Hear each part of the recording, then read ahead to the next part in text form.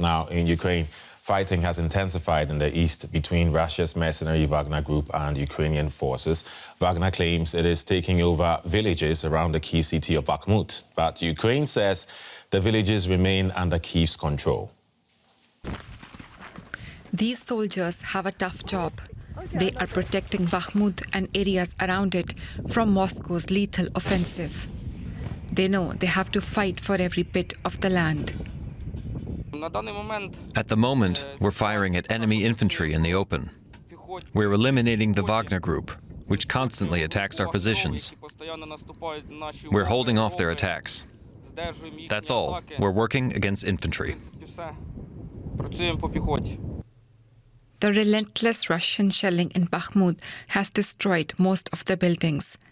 A city known for its salt and gypsum mines was once home to 80,000 residents. It's a ghost town now. In one of the buildings, these Ukrainian soldiers are taking shelter from the Russian bombing. Look how beautiful this city was. Look how well developed the infrastructure of this city was. See what they've done to it? And this is not the only city. Now Bakhmut has become a stronghold. And I wish they would break their teeth trying to chew it. The battle for Bakhmut is the longest running and bloodiest in Russia's war on Ukraine. Its capture could give Russia a foothold in the Donetsk region and its first significant victory in months. The head of Russia's militia Wagner group, Yevgeny Prigozhin, claims its forces have captured a village in north of Bakhmut in eastern Ukraine. In this footage released by Russia, Prigozhin is seen near the front line in Bakhmut.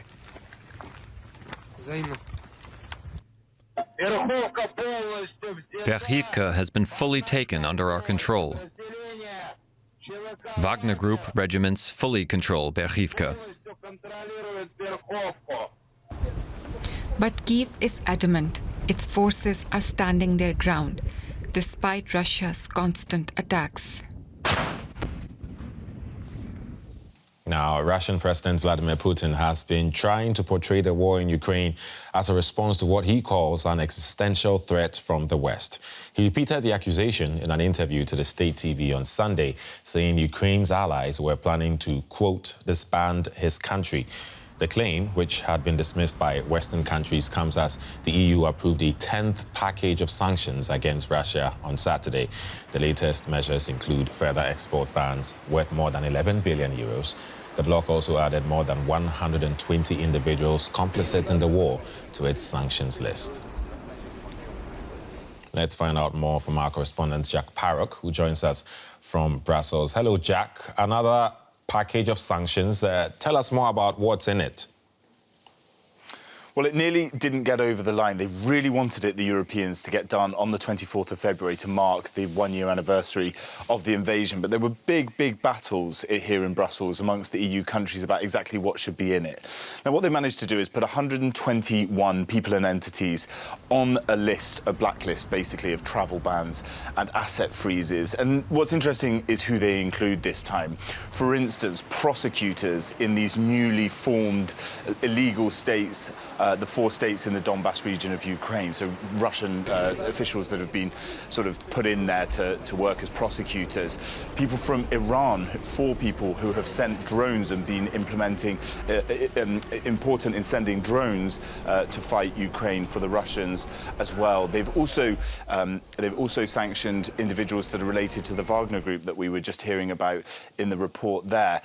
So the intention is to just keep ramping up the pressure on the Kremlin, to keep making sure that they're doing whatever they can. There were big disputes over, for instance, a ban on importing rubber into the European Union. Poland, which imports a lot of it, they wanted that in there. There was a sort of fudge between EU countries. And another big issue, which didn't quite make it into these sanctions, was about importing diamonds. Antwerp here in Belgium is one of the global hubs of diamonds. But instead of the EU doing that, that's going to go amongst the G7 countries. And a document to that effect came out as well. One thing that sticks out, Putin claimed in an interview published on Sunday that NATO is taking part in the Ukraine conflict with its arms supplies to Ukraine. Do you know how NATO allies are responding to that, or if they have at all? Well, this is really interesting framing from the Russian president. Essentially, he wants to pit this as Russia versus NATO. Now, NATO allies insist that they individually send weapons to Ukraine. So countries like the United States, Great Britain, Germany, France, etc., have been sending on their own accord under bilateral agreements with the Ukrainian government weapons to help them fight the Russians. Not NATO as an alliance, as a combined alliance, has not been sending weapons. But for Vladimir Putin, this is the framing of the war. He also said in that interview that the Western powers are trying to sort of eradicate the ethnic Russians from the face of the earth. That he really framed this as Russia defending everything that it can. Now, for the West, this is just simply untrue. For those NATO allies and NATO partners, this was an invasion that started by Russia, that went into the sovereign territory of Ukraine. And so this is just not framing that they're going to accept at all. And they will continue to support Ukraine. You can see behind me, the European Commission still has the flags of Ukraine flying alongside the EU ones to mark the one-year anniversary of the invasion. Yeah. DW correspondent Jack Parrock in Brussels. Thank you.